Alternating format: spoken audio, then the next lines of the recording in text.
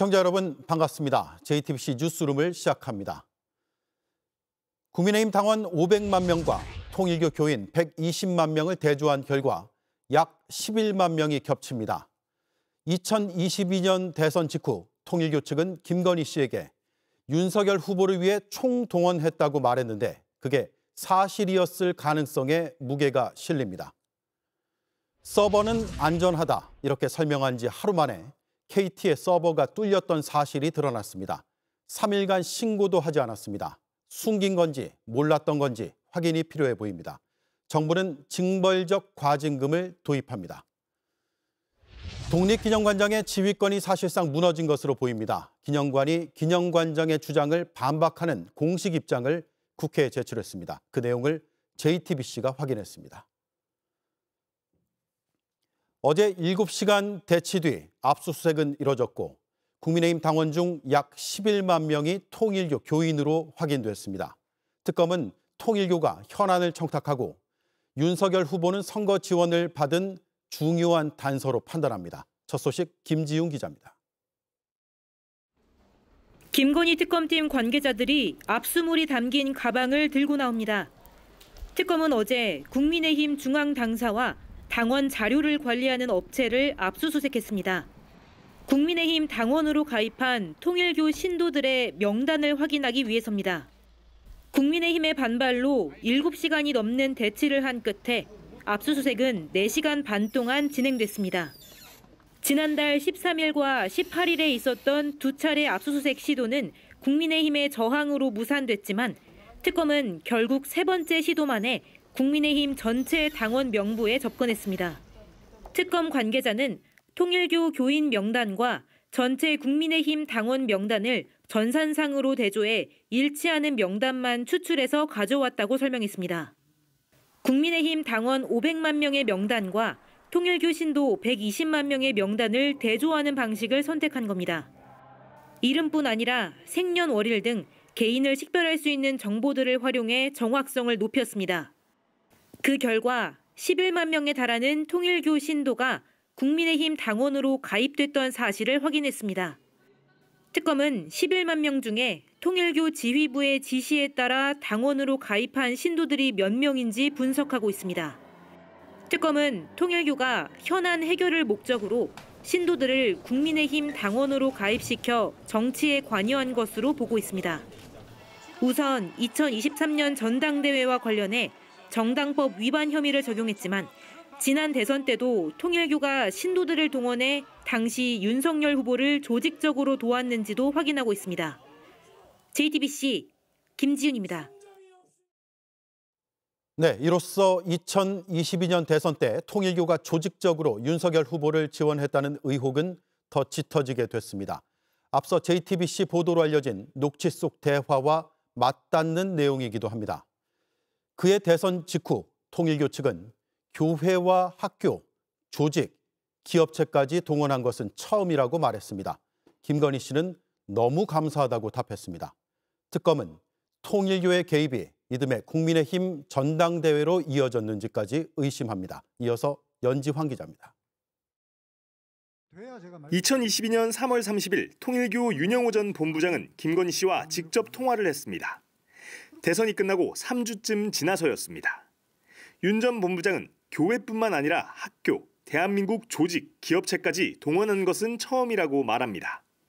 그러자 김건희 씨는 윤 전 본부장을 가리켜 선생님이라고 부르며 너무 감사하다고 합니다. 이런 대화는 또 있었습니다. 2022년 7월 15일 통화에서 김건희 씨는 윤 전 본부장에게 선거 때도 많이 도와주셨다라며 조금만 더 도와달라고도 말했습니다.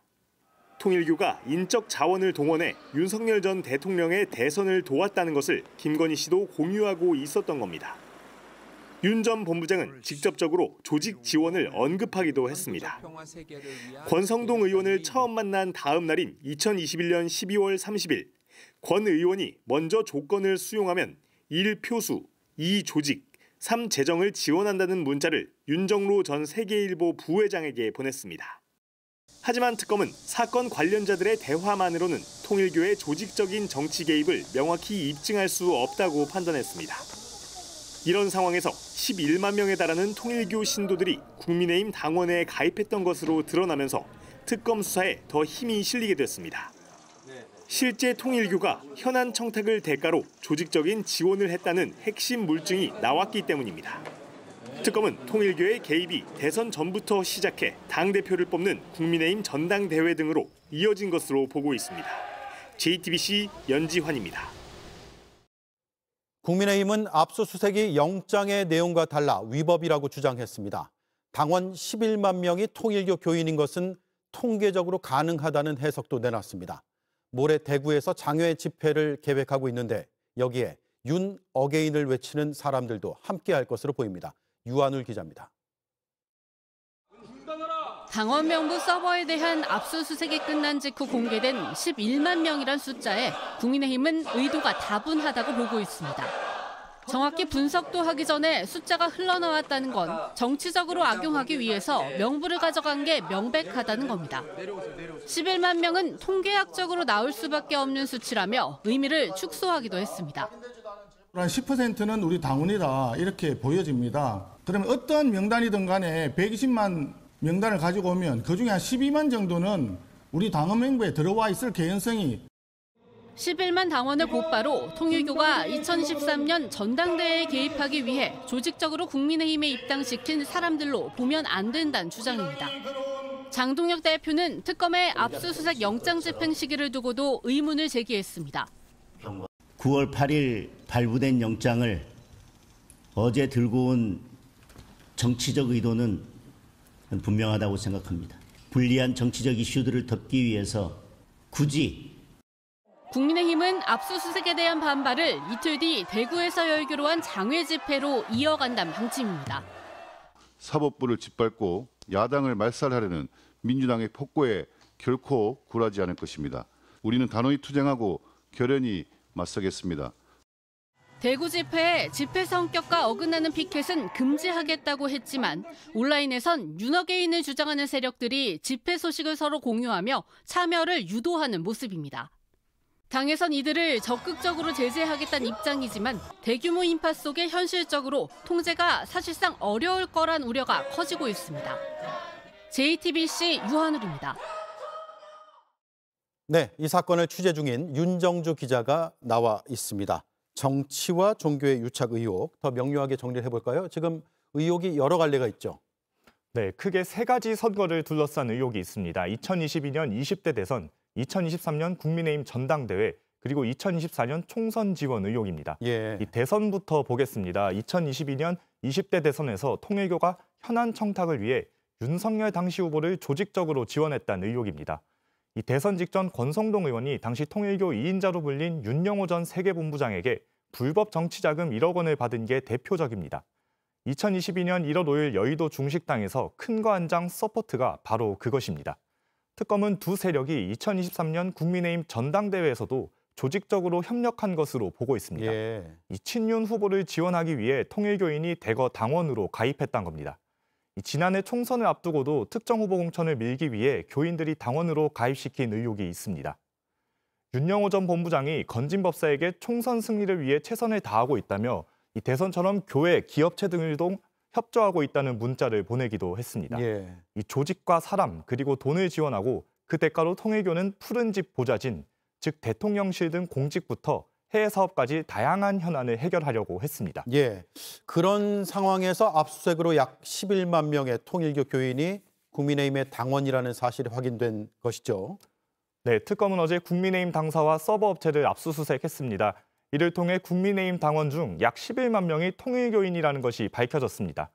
특검은 당원의 영향력이 큰 전당대회 전후 정확히는 2022년 하반기부터 2023년 초에 얼마나 많은 교인이 당원으로 들어왔는지 보고 있고요. 예. 국민의힘은 이 숫자가 인구 통계학적으로 맞다는 주장도 했습니다. 인구 통계학적으로요?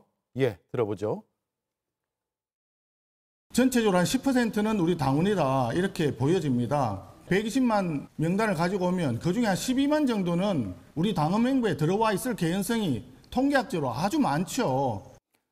이 인구 5천만 명 중 10분의 1이 당원이니 이 120만 통일교인 중 11만 명이 당원인 건 이상하지 않다는 논리입니다. 이 반면 여당은 헌법상 정교분리 원칙 위반이라고 주장했습니다. 예. 통일교와 연루되었다는 것이 밝혀지면 통합진보당의 사례에 비추어 국민의힘은 10번, 100번 정당 해산을 피하지 못할 것입니다. 예. 민주당은 정당 해산까지 말하는 상황인데 가장 중요한 건 사실관계겠죠. 당원 명부가 이제 확보됐으니까 속도가 더 붙을 것으로 보입니까? 네, 그렇습니다. 특검은 우선 지난 17일 이 한학자 총재를 조사하며 통일교 관계자들을 사실상 모두 조사했습니다. 이 한 총재를 상대로 20대 대선 당시 국민의힘 지원 의혹과 당대표 선거 개입 의혹 등도 질문을 했습니다. 하지만 특검 조사에선 대부분 부인했습니다. 이 특검은 만약 다음 주 월요일로 예정된 구속영장이 발부되면 이 지시한 사람 한 총재, 그리고 전달한 사람 윤영호 본부장, 받은 사람 권성동 의원, 김건희 씨, 이렇게 사건의 고리에 있는 모든 인물이 구속되기 때문에 이 피해자들도 부인으로 일관하긴 힘들 것으로 보고 있습니다. 네, 알겠습니다. 여기까지 듣죠. 수고했습니다. 윤정주 기자였습니다. 이른바 4인 회동설의 근거가 제시되지 않은 가운데 민주당은 본질이 대선 개입 시도라는 점을 강조했습니다. 김병기 원내대표는 처음 언급한 쪽에서 해명하는 게 좋겠다고 했고, 서영교 의원은 내가 아닌 유튜브 채널에 물어봐야 한다고 말했습니다. 한민정 기자입니다. 김병기 민주당 원내대표는 조희대 대법원장의 회동 의혹과 관련해 처음 거론한 사람이 해명해야 한다고 했습니다. 진위에 대해서 확인을 좀 해보신 게 있습니까? 최초에 거론하신 분께서 이런 것 때문에 했다 그래가지고 얘기를 갖다가 해명을 하시는 것도 좋은 방법일 것 같습니다. 지난 5월 국회 법사위에서 처음 의혹을 공개적으로 제기한 서영교 의원을 지목한 겁니다. 그러자 서 의원은 처음 의혹을 제기한 건 유튜브라며 말을 꺼렸습니다. 서 의원은 내가 아니라 유튜브에 물어보라며 제보자 신빙성을 문제 삼을 게 아니라 의혹이 있으니 수사를 통해 밝히면 될 일이라고 했습니다. 그러면서 과거 여권 고위직 관계자로부터 제보된 것을 확인했다고 재차 강조했습니다. 사흘 전 대정부 질문에서 의혹을 거론한 부승찬 의원은 별다른 입장을 밝히지 않았습니다. 이런 가운데 민주당은 사건의 본질이 회동 의혹이 아닌 사법부의 대선 개입 시도라고 강조했습니다. 언론은 조희대 회동설이라고 이렇게 쓰고 계시지만 본질은 이재명 죽이기 재판 모의 의혹 사건, 이것이 핵심입니다. 번개불 파기환송, 대선 개입 시도가 진짜 이름입니다. 또 이 의혹이 진실 공방으로 흐르는 것에 대해서 대응할 생각이 없다고 했습니다. 조 대법원장의 의혹과 조 대법원장 체제에 대한 국민적 불신은 별개라고 보는 건데 회동 여부로 시선이 쏠리는 걸 막고 사법개혁 추진 동력은 살리려는 걸로 풀이됩니다. 정청래 민주당 대표는 조 대법원장이 초래한 자업자득이라고 비판했습니다.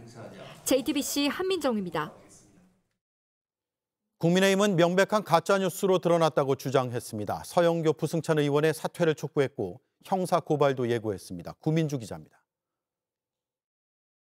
헌정률인 가짜뉴스 사법 장악 중단하라! 중단하라! 중단하라! 중단하라! 국민의힘은 민주당이 조작된 증거를 제시해 조희대 대법원장을 몰아세웠다며 파상 공세를 이어갔습니다. 때만 되면 스멀스멀 기어 나오는 이 더러운 공작 정치를 이번에는 반드시 뿌리 뽑아야 하겠습니다. 민주당이 조 대법원장과 한덕수 전 국무총리의 회동 증거로 제시한 음성이 AI 조작이란 의혹이 나오자 한층 공세 수위를 높인 겁니다. 특히 앞장서 의혹을 제기한 서영교 부승찬 의원을 지목하며 의원직 사퇴를 촉구했고 가짜뉴스로 비패를 차려도 손색이 없을 정도죠. 여자 김의겸인 서영교, 또 제2의 김대엽인 부승찬, 일명 찌라시 하청남매에 의해서 그 전통이 다시 명맥을 잇고 있습니다. 민주당이 추진 중인 허위사실 징벌적 손해배상제의 대상이 돼야 한다고도 목소리를 높였습니다. 정청래, 서영교, 부승찬, 김어준 등은 더불어민주당이 추진하는 징벌적 손해배상제도의 제1호 적용 대상으로 막대한 손해배상 책임을 지게 해야만 할 것입니다. 국민의힘은 두 의원을 허위사실 유포 혐의로 형사고발하겠다고 밝혔습니다. 국민의힘 법사위 소속 의원들은 면책특권을 악용한 가짜뉴스를 가중처벌하는 법안 발의를 예고했고 국정조사도 추진하겠다고 했습니다. JTBC 구민주입니다. 최정예 해커가 개입됐을 것이다. KT 무단 소액 결제 사건과 관련한 전문가들의 의견입니다. 실제로 경찰 조사 결과 구속된 피의자 2명은 해킹 전문 지식이 없는 걸로 나타났습니다. 중국에 있는 전문 범죄 조직이 연루됐을 가능성을 열어놓고 수사가 확대되고 있습니다. 송혜수 기자가 보도합니다. KT 무단 소액 결제 사건의 피의자들은 둘 다 통신 장비와 관련해 전문적인 지식이 없는 것으로 조사됐습니다. 중국 동포 장모 씨와 공범 류모 씨는 각각 불법 소형 기지국 장비를 실은 차량을 운행하고 무단으로 결제한 상품권 등을 현금화한 사실은 인정하고 있습니다. 다만 중간에 소액 결제 요청과 ARS 전화 인증이 어떻게 가능했는지에 대해선 제대로 된 설명을 못하는 것으로 전해졌습니다. 경찰은 이 때문에 이번 사건을 기획하고 이들을 움직인 윗선이 따로 있을 것으로 보고 수사를 진행 중입니다. 실제로 장 씨는 구속 직전 윗선을 언급한 바 있습니다. 누구 지시 받은 겁니까? 당신이요. 네? 누구 지시 받은 겁니까? 몰라요. 6시 김대로 했습니다. 경찰 조사에서도 최근 중국에서 윗선을 만난 적 있다고 진술한 것으로 파악됐습니다. 경찰은 이들 진술 등을 토대로 중국에 있을 것으로 추정되는 윗선의 신원을 파악하는 동시에 윗선과 접촉한 경로 등을 계속 추적하고 있습니다. 전문가들은 이들 배후에 최정예 해커가 있을 것으로 봤습니다. 그럼 SNS 문자를 하게 되면은 그 문자를 펜토쉘에 있는 그 해커가 가로채기를 했을 거예요. 그러니까 그 ARS 그것도 가로채기를 해가지고 그쪽에서 답변을 해버리는 거예요. 경찰은 중국의 전문 범죄 조직이 개입했을 가능성까지 염두에 두고 수사를 확대하고 있습니다. 우리 공모를 한 건가요? JTBC 송혜수입니다.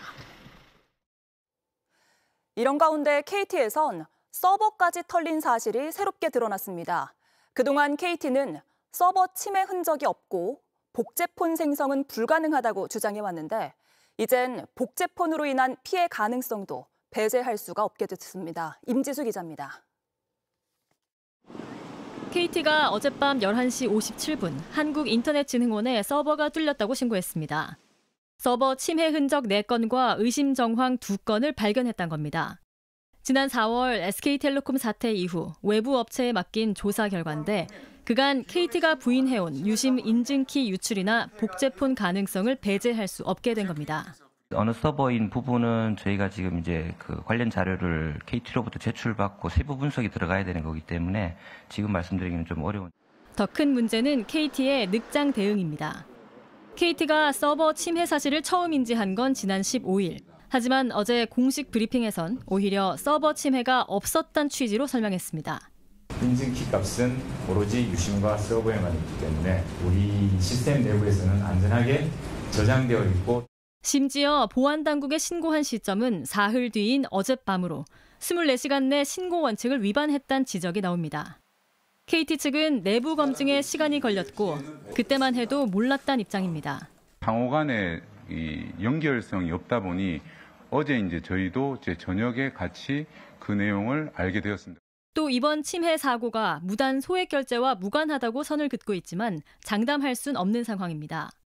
불법 초소형 기지국으로 가로챈 IMEI, IMSI 값 외에 주민등록번호 등 개인정보가 필요했는데 이번 해킹의 유출 통로였을 가능성도 있는 겁니다. 해킹에 대해서 원격 조정되는 굿이 있었다는 내용이거든요. 이것저것 파일로 다 들어갈 수가 있는 거죠. 상당히 많은 양이 탈취되었을 가능성이 상당히 높고. KT의 해명이 잇따라 뒤집히며 피해 규모도 커지는 가운데 민관합동조사단은 여러 갈래로 터져나온 사건들이 어떻게 연결됐는지 분석하고 있습니다. JTBC 임지수입니다. 연이은 해킹 사고에 국민 불안이 커지자 정부가 대책 마련에 나섰습니다. 신고가 없더라도 정부가 직접 해킹 사고를 조사하고 징벌적 과징금도 도입하기로 했는데 하지만 이 정도로 국민 분노를 잠재울 수 있을지 미지수입니다. 이상화 기자입니다. 서울 롯데카드 본사에 임시로 마련된 고객센터. 민감 정보까지 유출된 고객들은 전화 연결조차 안 된다며 분통을 터뜨립니다. 24시간 한다고 했는데 어제 전화 값은 한 1시간 반 했고 홈페이지도 안 되고 오늘도 30분에서 안 받아서 쫓아온 거예요. 부정사용 가능성은 희박하다는 롯데카드 설명에도 우려는 여전합니다. 카드 자체 거기서 끝나면 끝나는 건 상관없는데 비밀번호 같은 것도 다 다른데 뭐 비슷할 거고 페이보면 다 보상 처리해 준다는데 실제로 그 개인이 입증해야 되는 거 아니에요? 어제 하루에만 CBC 등 민감 정보가 유출된 피해자 대부분인 24만 명이 카드 재발급을 신청했습니다. SK텔레콤과 KT, 롯데카드 등 올 들어 잇따른 대규모 해킹 사고로 동시에 여러 곳에서 정보 유출 피해를 입은 경우도 적지 않습니다. 유출 정보가 조합될 경우 피해가 더 커질 수 있다는 우려도 나옵니다. 불안이 커지자 정부가 긴급 브리핑을 열고 대책 마련에 나섰습니다. 금융권 보안 사고는 징벌적 과징금 도입을 추진합니다.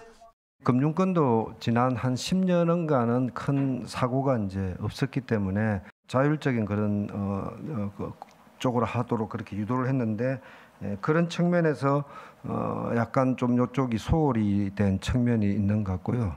8년 전 업데이트 등 보안 조치를 제대로 하지 않아 해킹 빌미를 제공했고 사태 발생 보름이 지나도록 인지조차 못한 롯데카드는 중징계를 피하기 어렵게 됐습니다. 정부는 또 해킹 정황이 파악됐다면 기업 신고 없이도 조사할 수 있게 제도를 개선하기로 했습니다. 기업들이 고의적으로 침해 사고 사실을 지연하여 신고하고 하거나 미신고할 경우 과태료 등 처분을 강화하고 해킹 정황을 확보한 경우에는 기업의 신고 없이도 정부가 철저히 조사할 수 있도록. 다만 이번 대책이 원론적 수준에 그친 데다 정부 실행력에 대한 의문도 제기됩니다. 실제 롯데카드는 정부의 정보보호관리체계 인증을 받았지만 결국 무용지물이 됐습니다. JTBC 이상화입니다. 독립기념관이 독립기념관장을 반박하는 상황에 이르렀습니다. 김영석 관장은 뉴라이트 사관과 맥락이 같은 1948년 건국을 말해왔습니다. 그런데 JTBC 취재 결과 독립기념관은 이를 정면으로 반박하는 답변서를 국회에 보냈습니다. 김 관장을 명시하진 않았지만 독립운동사를 부정하는 역사 왜곡이라며 우회적으로 비판했습니다. 임지은 기자가 취재했습니다. 김영석 독립기념관장은 1919년 임시정부 건국을 공개석상에서 대놓고 부정해왔습니다. 독립기념관장이라 보기 힘든 역사관을 가감없이 밝혀왔던 김영석 관장. 저 사람들이 반드시 나에게 내 입으로 대한민국 건국은 1919년에 되어졌다 하는 답을 요구하려고 1948년 8월 15일 날 국민과 영토와 주권 3대 요소를 갖춘 그날부터 국가 출발되어지는 것이다. 민주당 이정문 의원실은 김 관장의 이 같은 역사관에 대한 입장을 독립기념관에 물었습니다. 독립기념관은 어제 우리 정부는 대한민국 임시정부를 재건한 민주공화정이라며 독립기념관은 1948년 건국절 주장을 부인한다는 답변서를 보내왔습니다. 국민, 영토, 주권의 3요소 부족을 이유로 대한민국 임시정부의 역사성과 정체성을 부인할 수 없다고도 했습니다. 국가의 구성요소를 운운했던 김 관장의 발언을 정면으로 비판한 겁니다. 재헌 헌법은 국가 구성요소와 같은 형식적인 기준보다 연속성, 정체성, 정당성에 입각해 대한민국 건국은 1919년 임시정부 건립이라고 확실하게 명문화했다며 설명하기도 했습니다. 김 관장은 1948년 건국을 주장하며 대한민국은 그때부터 시작됐다는 말을 서슴없이 해왔습니다. 1948년 8월 15일 날 정부를 세우게 되어지는 거예요. 거기서부터 대한민국이 시작이 되어진 겁니다. 이에 대해 독립기념관은 대한민국 헌법의 법통 및 정통성과 충돌할 뿐 아니라 일제강점기 한국 독립운동사의 역사적 맥락을 부정하는 역사 왜곡이라고 했습니다. 김 관장이 독립기념관장으로서 자격이 없다고 저격한 셈입니다. 김 관장은 의원실의 같은 질문에 대해 정부 입장에 반대하지 않는다고만 답했습니다. 공식적인 견해를 배치하는 주장을 계속 하고 있다는 것은 저는 독립기념관장으로서의 자격이 진짜 없다. 일종의 면피용, 회피용 발언이라고 볼 수밖에 없고 독립기념관이 공식 입장을 통해 기 관장을 부정하고 나섰지만 김 관장은 여전히 출근을 강행하고 있습니다. JTBC 임지은입니다. 경찰이 이진숙 방송통신위원장 사건을 검찰로 넘겼습니다. 법인카드를 사적으로 유용했다는 혐의입니다. 대전 MBC 사장 시절 집 근처의 빵집과 와인바 등에서 쓴 것을 포함해 업무상 배임 액수가 수천만 원에 달한다고 경찰은 판단했습니다. 이 위원장은 개인적으로 쓴 적이 없다고 주장해왔습니다. 정영재 기자입니다. 이진숙 방송통신위원장이 경찰 조사를 받기 시작한 건 지난해 7월입니다. 민주언론시민연합 등이 대전 MBC 사장 시절 이 위원장이 법인카드를 사적으로 사용했다며 고발하면서부터입니다. 2015년 3월부터 2년 10개월 동안 법인카드로 쓴 돈은 1억 4천여만 원이고 이 중 일부가 대전 근무지가 아닌 서울 자택 근처 빵집, 와인바 등에서 사용됐다는 겁니다. 경찰은 법인카드를 사용한 서울과 대전 유명 빵집과 대전 MBC 사장 시절 학업을 병행한 대학원 등을 여러 차례 압수수색했습니다. 대전 MBC 회계감사 자료도 확보했고 이 위원장을 4차례 소환해 조사했습니다. 1년이 넘는 수사 끝에 경찰은 오늘 이 위원장을 업무상 배임 혐의로 사건을 검찰로 넘겼습니다. 경찰은 사장 재직 기간 동안 사용한 금액 중 수천만 원이 업무상 배임에 해당한다고 봤습니다. 이 위원장은 경찰 조사 내내 혐의를 완강히 부인했습니다.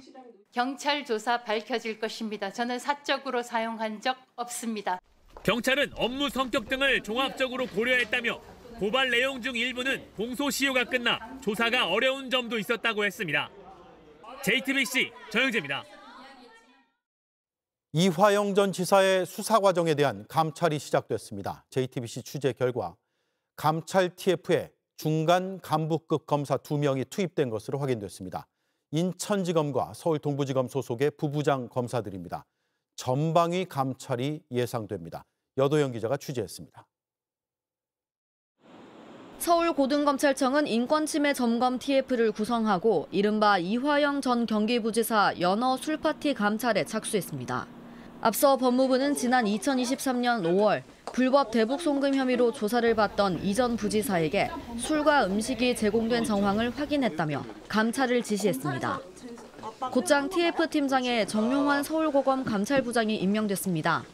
팀원은 검사 3명인데 JTBC 취재 결과 인천지검 오흥세 부부장 검사와 서울 동부지검 신영삼 부부장 검사가 포함된 것으로 파악됐습니다.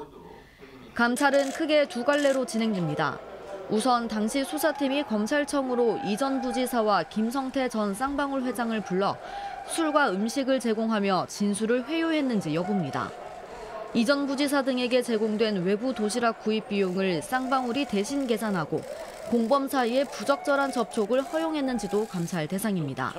또 당시 의혹이 제기된 뒤 수원지검이 자체 조사를 통해 밝힌 검찰청사에 술과 음식이 반입된 적 없다는 내용이 허위 발표였는지도 따질 계획입니다. 수사 책임자였던 서현욱 전 수원지검 부장검사는 이 전 부지사가 지목한 음주 일시를 포함해 2023년 5월에서 7월 전체를 전수조사했다며 변호인도 술을 마신 장면을 본 적이 없다 했다고 반박했습니다. 술자리 회유 의혹의 당사자인 박상용 검사도 현재 진행 중인 재판에 부당한 영향을 주려 한 것이라며 오히려 법무부를 감찰해야 한다고 반발했습니다. TF는 이 전 부지사는 물론 당시 수사팀 검사들과 입회했던 변호사, 계호 교도관들까지 전부 포함해 전방위 조사를 벌일 예정입니다. JTBC 여도현입니다. 실연의 상처로 취약해진 여성들에게 연애 상담을 해준다며 접근해 성적으로 착취한 연애 상담업체 대표가 구속됐습니다. 확인된 피해자만 6명인데 10년 가까이 운영된 유명 업체라 피해 규모가 커질 가능성이 있습니다. 최광일 기자가 취재했습니다. 메이커즈라는 이 업체는 돈을 받고 연애 심리 상담을 해준다고 광고했습니다. 이성에게 자신이 없고 연애에 실패한 사람들이 주 고객이었습니다. 대표 지모 씨는 자신을 서울대 졸업해 외국계 컨설팅 회사를 다닌 심리 상담가라고 소개했습니다.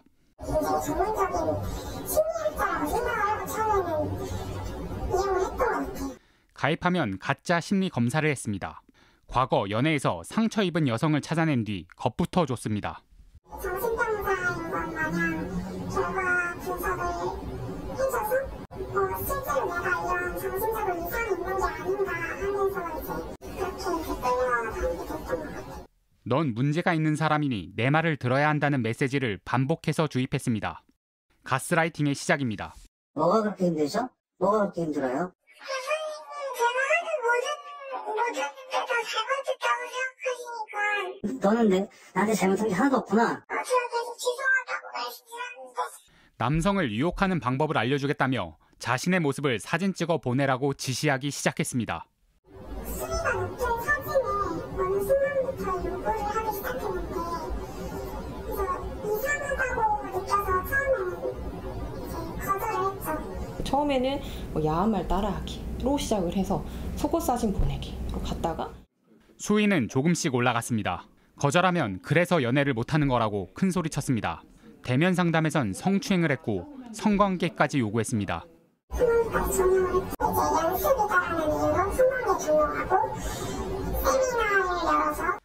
상담업체 레이커즈는 10년 가까이 운영됐습니다. 이 업체에 상담을 신청해서 거쳐갔던 여성분들은 사실 10,000명이 넘는 것으로 제가 알고 있고요. 이런 피해 사실을 밝힌 여성은 지금까지 6명, 더 늘어날 수 있습니다. 서울경찰청 사이버수사대는 최근 레이커즈 대표 진모 씨를 구속했습니다. JTBC 최강일입니다. 이 연애 상담사는 노출 교본까지 만들어 피해자들을 세뇌했고 이렇게 만든 성착취물을 남성 회원들에게 유포했습니다. 경찰에 신고를 하자 피해자 사진과 집 주소를 공개하며 협박까지 일삼았습니다. 계속해서 최광일 기자입니다. 피해자들은 비언어 중급과 교급이라는 제본의 교본을 받았습니다. 이성을 유혹하는 기술이 담겼다고 했습니다. 이 교본대로 하루 한 장씩 자신의 모습을 사진 찍어 보내도록 했습니다.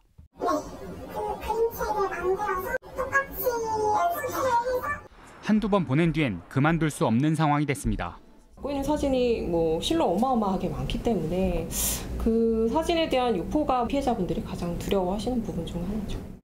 막연한 두려움은 사실 현실이었습니다. 업체는 피해자들 영상과 사진을 남성 유료 회원들에게 유포했습니다.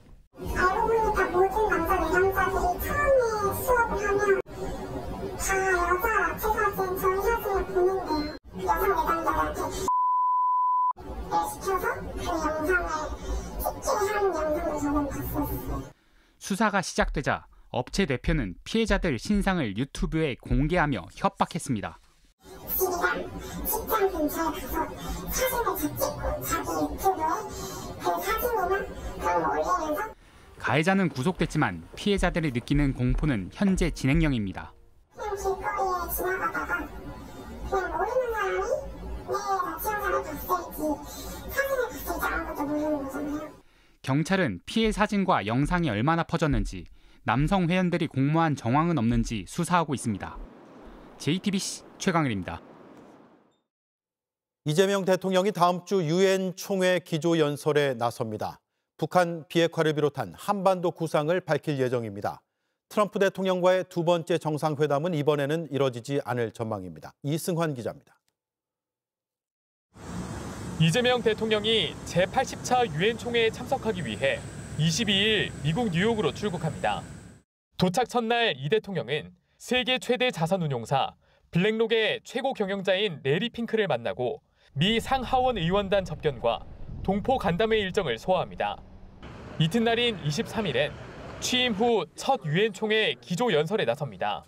민주 대한민국의 복귀를 선언하고 한반도 정책 등 우리 정부의 외교 비전을 제시하는 한편 인류의 평화와 번영을 이루어 나가기 위한 한국의 기여 방안에 대해서도 설명하실 예정입니다. 이 대통령은 기조연설에서 정부의 북한 비핵화와 관련한 구상도 밝힐 걸로 예상됩니다. 위성락 국가안보실장은 이 대통령이 기본적인 접근 방법을 말할 것이라면서 일단 중단시켜서 핵미사일 능력 강화를 막고 감축 폐기시키는 과정이라고 설명했습니다. 이어 그 과정을 계속 추동하기 위해 대응 조치 중 하나로 대북 제재 완화를 고려할 수 있다고 덧붙였습니다. 관심을 모았던 2차 한미 정상회담은 성사되지 않을 전망입니다. 한미 관세 협상 후속 협의가 이어지고 있고 도널드 트럼프 미국 대통령이 다음 달 경주 에이펙 정상회의에 참석할 걸로 예상되는 만큼 서두를 필요가 없다는 판단에 따른 겁니다.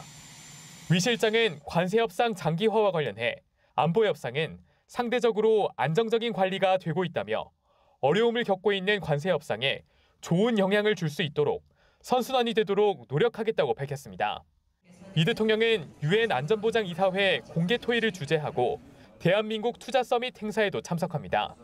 JTBC 이승환입니다. 영국 왕실엔 깍듯한 트럼프 대통령이 영국 총리와의 정상회담에선 특유의 직설을 쏟아냈습니다. 국경 문제엔 군대를 동원하라. 재생에너지는 재앙이다. 깎아내리는 듯한 표현들도 등장했습니다. 강태화 특파원입니다.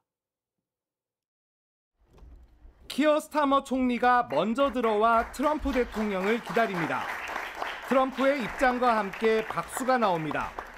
왕실 인사들에게 했던 깍듯한 모습과는 다릅니다. Let me be really clear about Hamas. They're a terrorist organization who can have no part in any future governance in Palestine. 총리를 툭툭 치며 웃음을 보인 트럼프는 발언 기회가 오자 자랑부터 늘어났습니다. 고용 악화에도 일자리가 최고로 늘어났다고 했고 관세 압박은 빼놓은 채 17조 달러를 투자 유치했다며 자신이 경제 슈퍼스타라고 떠벌렸습니다. 그리고는 노하우를 전수하듯 조언을 이어갔습니다.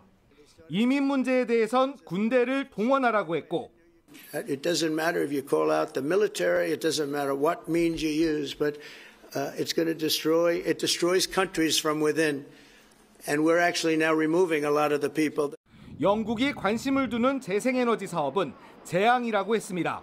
Drill baby drill, and as you know, we brought fuel way down. The price is way down, and we don't do wind because wind is a disaster. 트럼프 대통령의 설교에 스타머 총리는 당황한 표정과 함께 불편함을 감추지 못했습니다. 트럼프는 귀국길 기내 간담회에서도 이민과 에너지 정책에 대해선 스타머와 생각이 달랐다며 뒤끝을 남겼습니다. 좌파와의 전면전을 공언한 트럼프 대통령은 정치의 극단적 양극화도 오바마 정부 때 시작됐다고 했습니다. 자신은 오히려 경제적 성공으로 국민적 화합을 이끌었다는 주장입니다. 워싱턴에서 JTBC 강태화입니다. 트럼프 대통령이 낙인 찍으면 그 언론은 순환을 당합니다. 유명 토크쇼도 폐지됐거나 폐지될 예정입니다. 심지어 지상파 방송사들의 방송 면허를 뺏겠다는 위협도 서슴지 않고 있습니다. 이지은 기자입니다.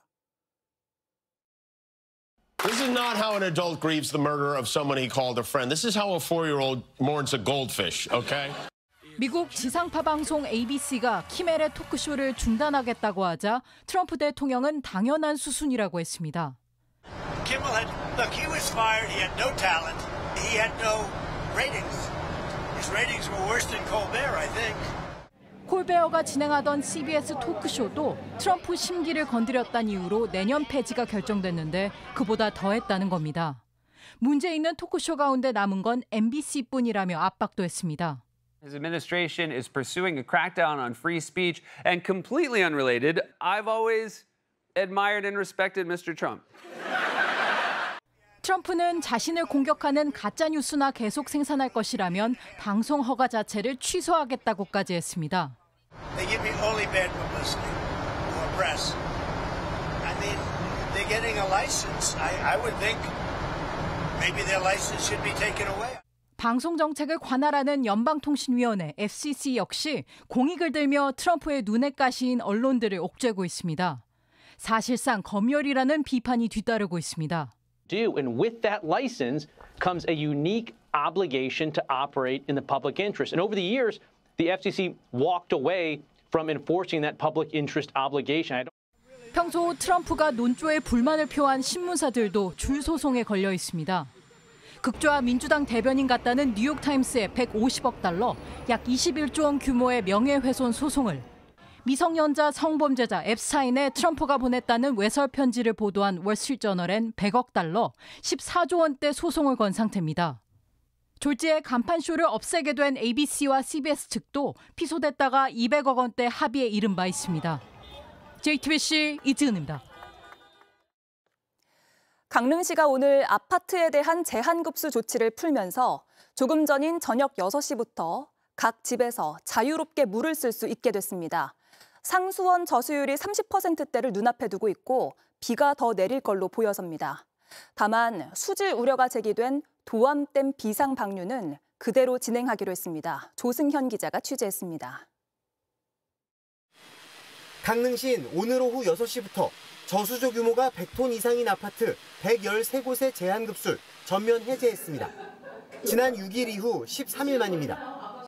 최근 내린 비로 강릉 수원인 오봉저수지 저수율이 28%를 넘긴 데다 모레까지 최대 60mm 비가 더 내리는 상황을 종합적으로 판단한 겁니다.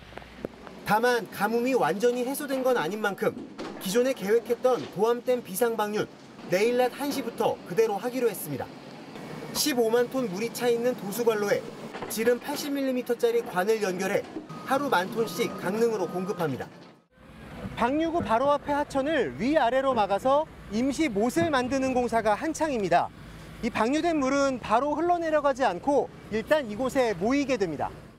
도암댐을 운영하는 한국수력원자력과 환경부 등은 도수관로뿐 아니라 댐에 있는 물도 강릉에서 정수 처리만 하면 먹는 물로 문제없다는 입장입니다.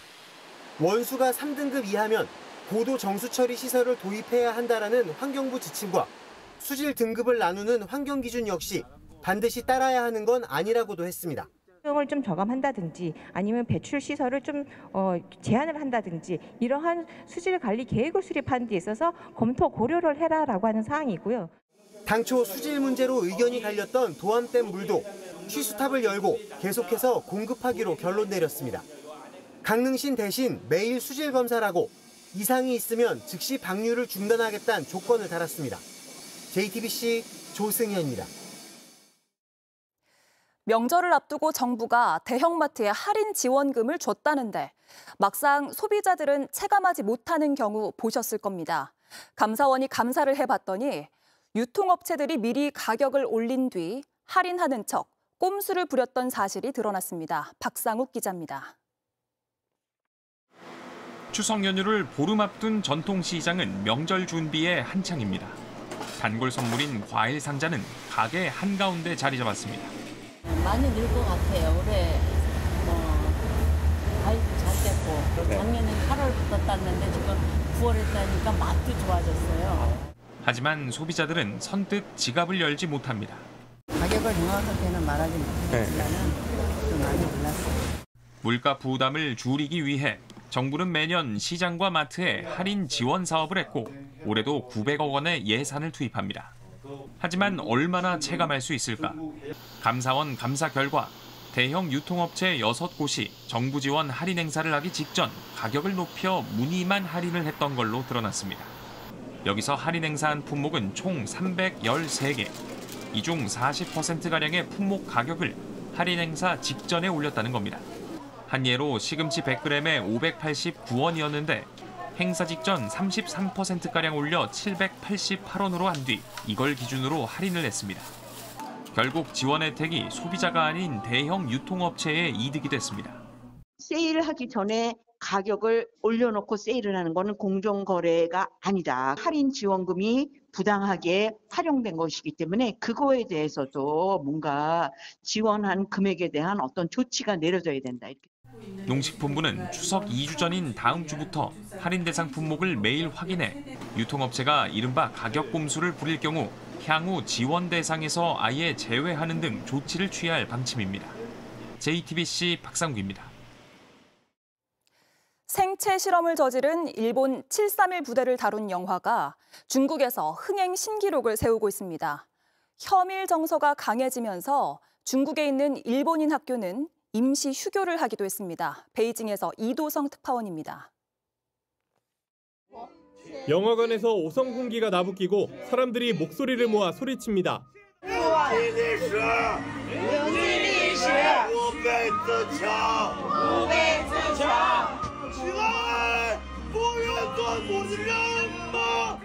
중국 영화 731을 본 관객들 반응입니다. 생체 실험을 저지른 일본군 부대를 다뤘는데 제작사는 12년에 걸친 고증을 통해 당시 상황을 재현했다고 홍보했습니다. 영화는 만주 사변이 발발했던 9월 18일에 맞춰서 개봉했습니다. 그리고 포스터에는 이렇게 절대 잊지 않겠다라는 문구까지 새겨넣습니다. 일본군이 중국을 침공한 국치일로 개봉을 맞춘 의도는 적중했습니다. 첫날에만 3억 위안, 우리 돈 585억 원 넘게 표가 팔리면서 역대 개봉의 신기록을 쓴 겁니다. 관영 매체들도 예상 넘는 충격으로 깊은 공감대를 형성했다며 홍보에 힘을 보탰습니다. 看完这个电影之后，觉得特别的震撼，然后其中很多这个电影能够被更多的人看见。 하지만 반의를 넘어 혐의를 조장하는 마케팅에 우려도 커지고 있습니다. 최근 중국 전역에서 일본인을 대상으로 묻지마 범죄가 잇따랐던 만큼 불안감이 더 큽니다. 지난해에는 중국인 남성이 흉기를 휘둘러 초등학생이 숨졌고 지난 7월에 아이와 함께 지하철역을 나서던 일본인 여성이 돌을 맞기도 했습니다. 일본인 학교들은 임시 휴교하거나 온라인 수업으로 대체하며 혹시 모를 사태에 대비하고 있습니다. 중국에 거주하는 일본인 안전 우려가 커지면서 주중 일본 대사관은 외출 시 주의하라고 경고했습니다. 중국 베이징에서 JTBC 이도성입니다. 프랑스 전역에서 긴축 재정에 반대하는 대규모 시위가 이어지고 있습니다. 경제적 어려움과 불평등에 분노한 시민들은 단두대 모형까지 들고 나왔는데 마크롱 대통령의 정치 기반마저 흔들리고 있습니다. 윤재영 기자입니다. 곤봉과 방패로 무장한 경찰이 시위대를 끌어냅니다. 현수막은 찢기고 길바닥에는 깨진 유리가 널렸습니다. 단두대 모형까지 등장했습니다.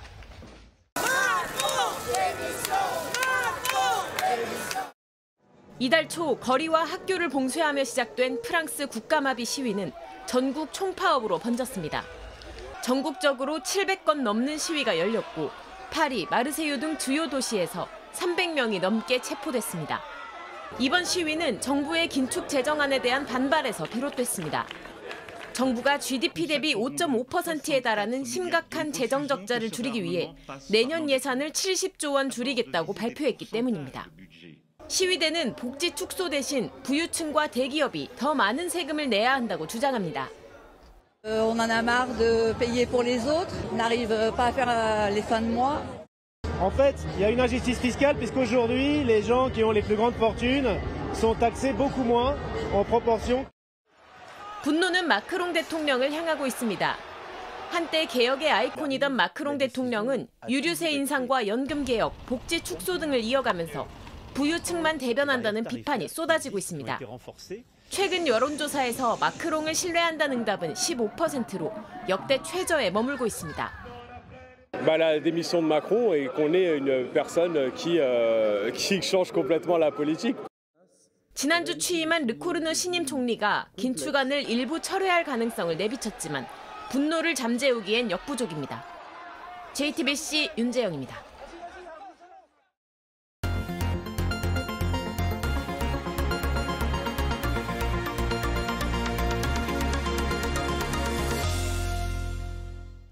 아이들이 줄면서 학교가 문을 닫는 일은 서울에서도 나타나고 있습니다. 지난 5년 동안 6개 학교가 문을 닫았고 지금도 8곳 중 1곳꼴로 폐교 위기입니다. 당장 폐교 부지를 어떻게 활용할지 고민이 큰데 밀착카메라 정희윤 기자가 들어봤습니다. 오전 8시 반 등교하는 아이들로 북적여야 할 학교 앞 골목이 조용합니다. 이 안쪽으로 들어와 보시면 아이들이 뛰놀던 운동장 한 켠은 이렇게 주차장으로 사용하고 있고요. 이 한 켠은 펜스로 막아두었습니다. 이곳은 서울의 한 폐교입니다. 건대입구역에서 500m 떨어진 화양초등학교는 2년 전 학생 수가 줄어 문을 닫았습니다. 네, 제 딸이 여기 졸업생이에요. 폐교 결정된 날 딸이 직접 와볼 정도로 네, 되게 조금 기분이 그렇다 그러더라고요. 예전에도 대학가에 상업시설 많은 동네라 아이들이 그리 많지 않았습니다. 학교까지 없어지자 아이 있는 부모들은 이사 오지 않고 아예 아이들 모습이 보기 힘들어졌습니다. 악순환입니다. 예전에는 그래도 그 등하교 시간대 보면 아이들이 이제 주변에 많이 왔다 갔다 하는 게 보였는데 많이 썰렁하고 조금 좀 그래요. 골칫거리는 또 있었습니다. 이 폐교 부지를 어떻게 활용할지 결론이 안 나는 겁니다. 서울시 교육청은 돈 없는 대학생들을 위해 기숙사를 짓겠다고 했습니다. 하지만 학생들에게 방 빌려주는 걸로 먹고 살아온 주민들은 반대했습니다.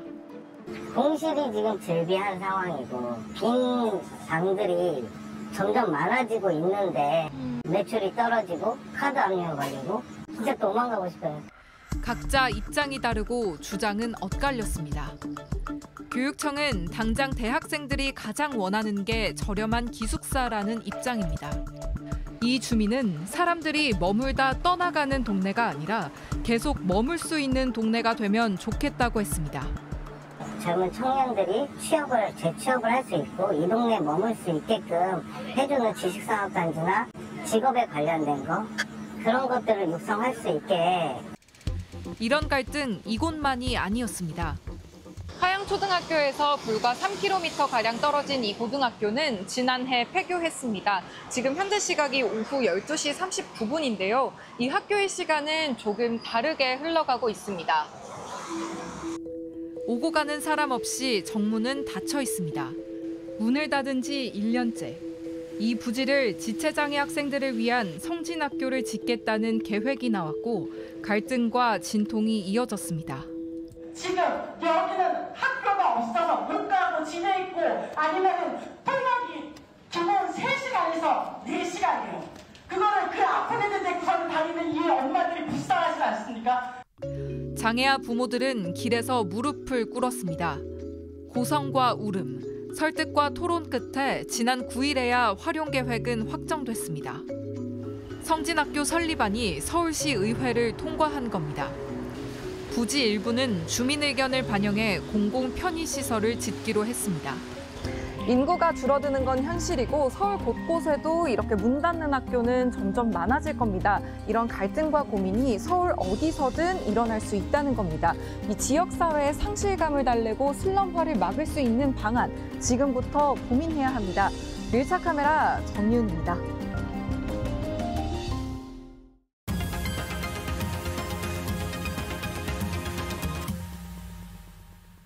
네, 비하인드 뉴스 정치부 이성대 기자가 나와 있습니다. 시작할까요? 네, 첫 번째 이슈 바로 보겠습니다. 나는 대단하다. 자, 이진숙 방송통신위원장이 대전 MBC 사장 시절 법인카드를 사적으로 유용한 혐의로 검찰에 기소 의견으로 송치가 됐습니다. 예. 자, 마침 하루 전이었죠. 어제 국회 대정부질문에 출석을 했었는데 나경원 의원이 자신의 질의시간 상당 시간을 할애해줘서 6분 넘게 개인적으로, 일방적으로 발언을 했습니다. 특히 이 과정에서 방송 3법이 자신을 축출하려는 의도다라고 비판을 했는데 그러면서 갑자기 나는 대단하다 이렇게 주장을 하는데 어떤 맥락인지 한번 들어보시죠. 예. 이진숙 축출법이라고 부르는 그것과 관련해서 이렇게 말씀을 하시더라고요. 이진숙 그렇게 대단치 않다. 저는 참 대단하다고 생각합니다. 왜? 대단히 큰 방해꾼이라고 생각합니다. 다시 말해서 본인 혼자 버티면서 정부 여당의 이른바 방송 장악을 저지하고 있다 이렇게 주장하는 셈으로 보이고 있습니다. 그러네요. 이진숙 위원장은 이른바 윤 어게인 측에서 보수의 여전사다 이런 평가를 받고 있고 또 과천 사무실 앞에는 화환도 많이 왔잖아요. 응원한다고. 저 답변 들어보니까 본인 입장에서는 내가 진짜 여전사다 이렇게 강조하는 것 같네요. 자, 그렇습니다. 말씀하신 것처럼 이진숙 위원장이 나는 대단하다라고 고평가하고 있는데 그런데 그와 달리 여권에서는 아니 이진숙 위원장이 뭔데 고평가를 하느냐 그 정도로 우리가 찍어낼 사람이 아니다라고 주장을 여러 번 해왔습니다. 한준호 최고위원 최근에 이렇게 얘기를 했었는데요. 고작 이진숙 위원장 한 명 내쫓지 못해서 정부 조직을 뜯어고치는 줄 아느냐. 요즘 말로 하면 자아가 비대하다. 자, 이진숙 위원장 본인이 뭐라고 정부 여당이 그런 짓을 하겠느냐라고 얘기를 했고요. 자, 김민석 총리도 최근에 비슷한 얘기를 했습니다. 직접 들어보시죠. 예. 정권의 불편한 인사인 이진숙 위원장을 교체하기 위한 위인 설법 같은 것 아니냐라는 지적이 나오는데 어떻게 생각하십니까? 이진숙 위원장 때문에 조직을 막 새로 만들어야 될 정도로 그렇게 비중 있게 보고 있지는 않습니다. 예, 이진숙 위원장이 대단한지 그 여부와 상관없이 경찰이 밝힌 바에 따르면 이진숙 위원장이 법인카드를 사적으로 쓴 규모가 수천만 원대다라는 거잖아요. 자, 그렇습니다. 이진숙 위원장이 대단한지에 대해서는 의견이 분분하지만 그 법카 사용 내역이 대단하다는 데는 좀 분명하다는 의견이 있는 것이죠. 지난해 인사청문회 당시 불거졌는데 당시 그 대전의 유명한 빵집 등에서 100만 원 넘게 빵을 샀던 구입 내역들이 드러나면서 민주당에서는 빵진숙이다 이렇게 비난을 많이 해왔습니다. 어제 대정부질문에서도 비슷한 발언들이 나왔는데 직접 들어보시죠. 예.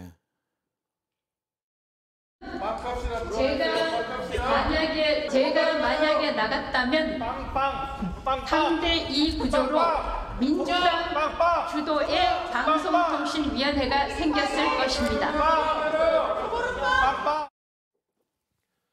하지만 이진숙 위원장은 여전히 저급한 정치 선동이며 거짓 주장을 하고 있다라고 반박을 하고 있기 때문에 지금 어쨌든 경찰이 범죄 혐의가 있어서 기소 의견으로 검찰이 송치한 만큼 기소 여부가 곧 판명될 걸로 보입니다. 예.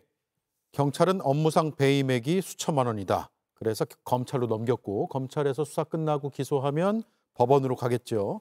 다음 이슈는요? 자, 두 번째 이슈 보겠습니다. 깜짝 손님의 울컥. 자, 민주당이 오늘 창당 70주년 기념 행사를 열었는데요. 자, AI, 그러니까 인공지능으로 구현된 전직 대통령이 깜짝 등장해 화제가 됐습니다. 바로 노무현 전 대통령이죠.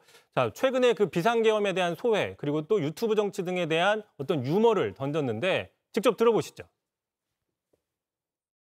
깨어있는 시민의 조직된 힘이 살아 움직인 순간이었고 정의가 승리한 날이었습니다. 요즘은 정치인들의 활동을 유튜브로 자주 보고 있는데 제가 유튜브를 했으면 아마도 100만 구독자는 훨씬 넘겼을 것 같은데. 예, 온라인 보니까 그립다, 짠하다, 보고 싶다 여러 반응들이 나왔는데 현장에서 어땠습니까? 네, 그렇습니다. 노 전 대통령 영상이 나오자 환영하는 또 그다음 애틋한 표현들이 좀 다양하게 나왔는데 잠깐 보시면 노무현 전 대통령 그 AI 영상이 강원 동지 여러분 반갑습니다 하자 환호와 박수가 터졌습니다. 예. 자, 그리고 또 서미화 의원은 목소리를 듣자마자 저렇게 눈물을 흘리는 모습도 포착이 됐습니다. 자, 민주당 출신의 또 한 명의 전직 대통령이죠. 김대중 전 대통령도 등장을 했는데 2009년 서거 전 마지막 해에 썼던 일기에 그 유명한 발언이 있는데 바로 그 발언으로 축사를 마무리했습니다. 자, 그 발언 들으면서 비하인드 뉴스도 마무리하시죠. 인생은 생각할수록 아름답고 역사는 앞으로 발전합니다. 예, 인생은 생각할수록 아름답고 역사는 앞으로 발전한다.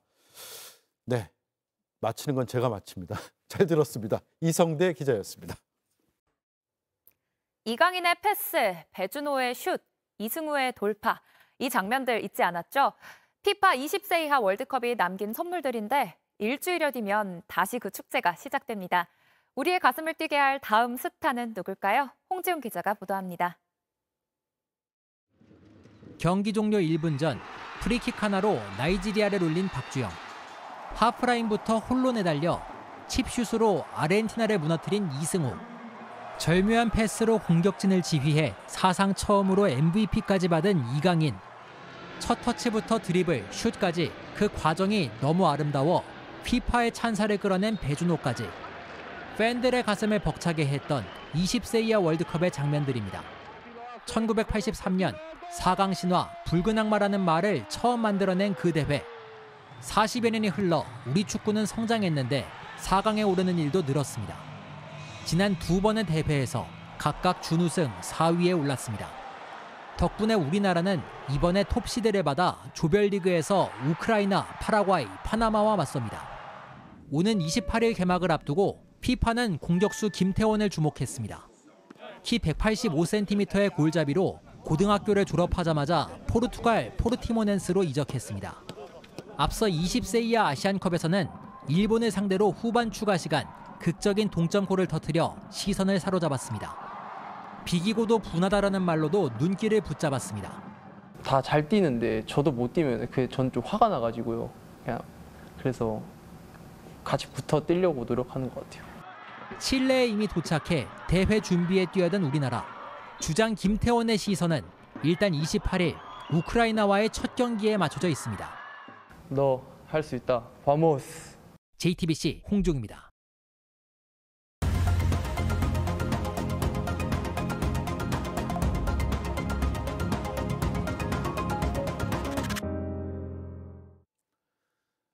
놀란 마음에 급히 전화를 걸어봅니다. 그러자 돌아온 답. 롯데카드입니다. 개인정보 유출 관련 업무는 로카앱 또는 전용 URL 문자 발송으로 빠르게 처리할 수 있습니다. 빠르게 처리된다길래 이번엔 앱으로 들어가 봅니다. 그러자 돌아온 답. 접속자가 많아 잠시 대기 중입니다. 더 답답해진 마음에 다시 전화를 걸어봅니다. 그러자 고객님, 돌아온 지금은 답. 통화량이 많아 상담사 연결이 불가합니다. 상담사들은 또 무슨 고생인가 싶어 다시 전화 거는 걸 주저합니다. 정보도 털리고 시간도 날리고 속도 타들어가고 어제 오늘 여러 시청자들께서 겪었을 법한 상황입니다. 통신사도 카드사도 가입 전엔 극진하더니 사고 후엔 먹통입니다. 그냥 이렇게 털리면서 살아야 하는 것인가? 앵커 한마디였습니다. 네, 뉴스룸 마칩니다. 다음 주에 뵙겠습니다. 고맙습니다.